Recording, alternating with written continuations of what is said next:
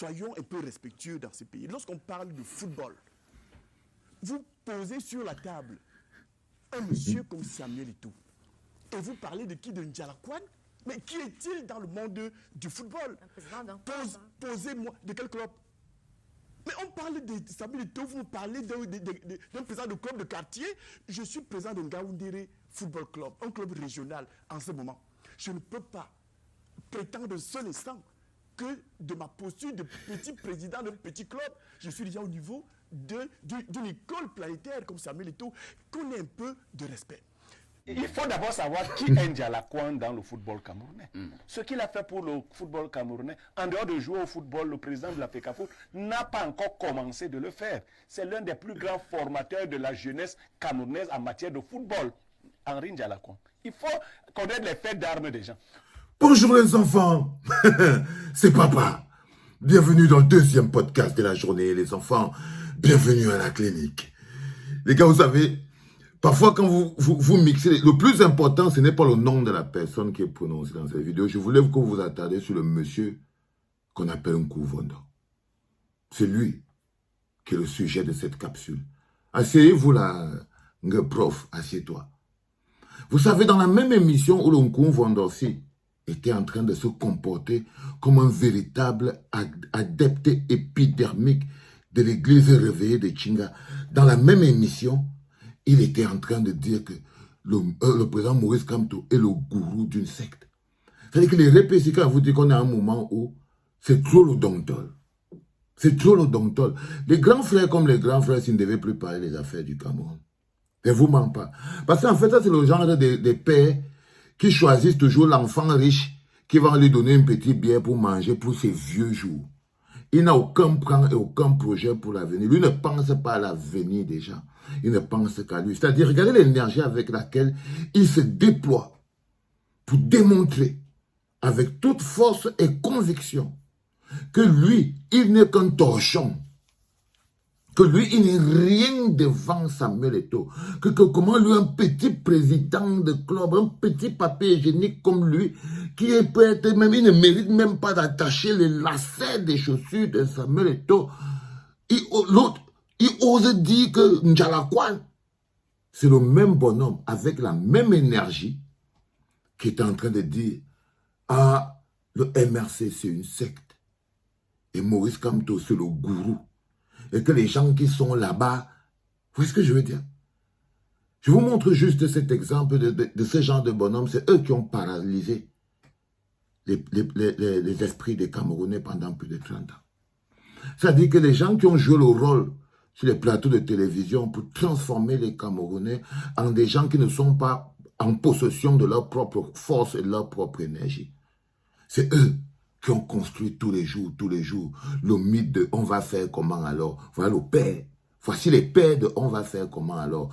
C'est-à-dire que la technique de « on va faire comment alors ?» c'est qu'il a appris à survivre là. Quand quelqu'un finit de survivre par « on va faire comment alors ?» il commence à s'attaquer à ceux qui ne veulent plus rester dans la logique de « on va faire comment alors ?» parce que ça montrerait sa faiblesse et son incapacité. Ça peut même démontrer sa complicité. Parce que là, ça démontre qu'il n'a été qu'un complice pendant plus de 30 ans. Toujours en tête de ses petits grappillages.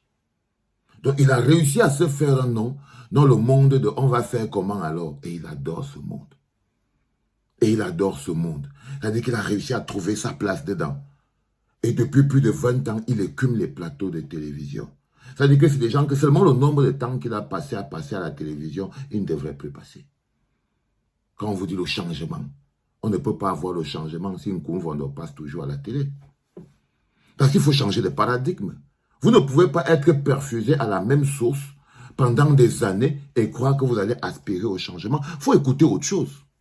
Il faut visualiser un autre acte de la vie. Vous ne pouvez pas être perfusé à un homme du passé. Regardez quelqu'un, tu sens que s'il a 2 enfants dans sa maison, celui qui est pauvre ferait mieux de se mettre à des kilomètres de lui.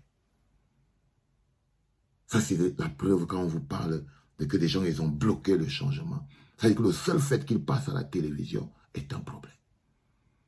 Ce n'est pas l'énergie qu'il dégage pour convaincre son auditoire. C'est-à-dire, il parle avec son corps, il tire sa bouche, il déchire ici, il parle là-bas. Je ne suis rien, moi-même, je ne suis rien. Ça, c'est la technique des vers de terre.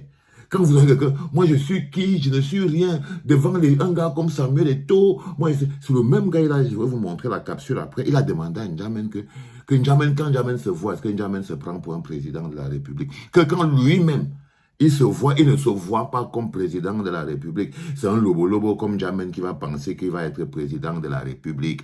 Donc c'est en fait quelqu'un qui a une technique, ça s'appelle l'autodénigrement, pour retrouver sa place à l'intérieur. Ça veut dire que c'est le seul mécanisme de survie qui existe à des gens comme cela pour vivre dans le pays de « on va faire comment, on ne peut rien faire ».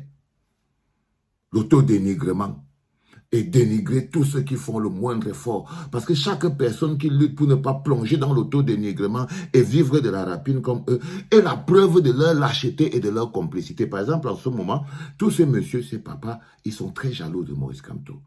Parce qu'en tant qu'homme générationnel, ce que Maurice Kamto fait aujourd'hui est la preuve de leur complicité et de leur lâcheté.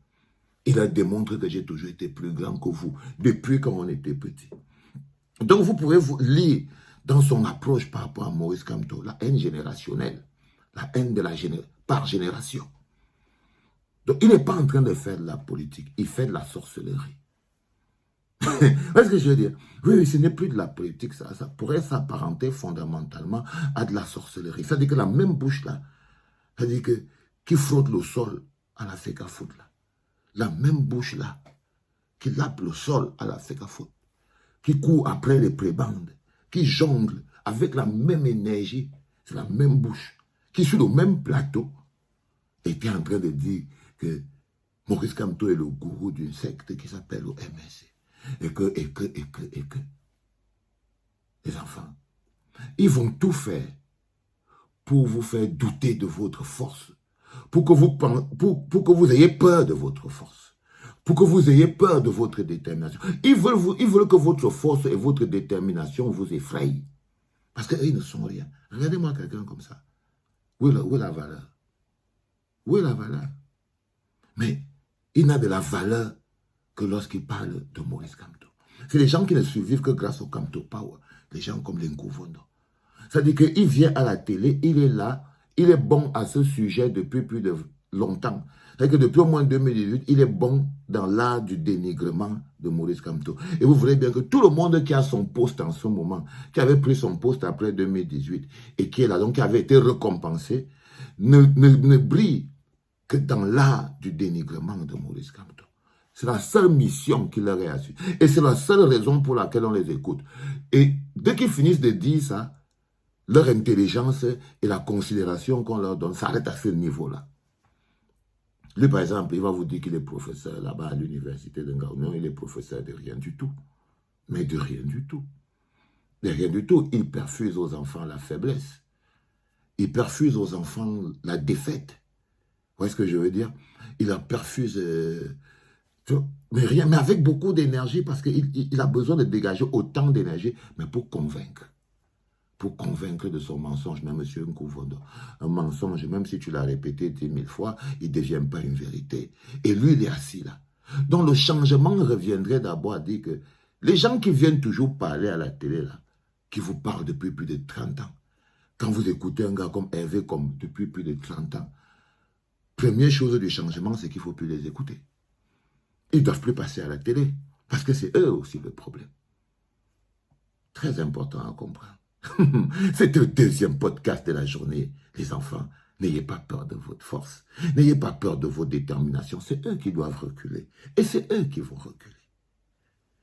C'était papa.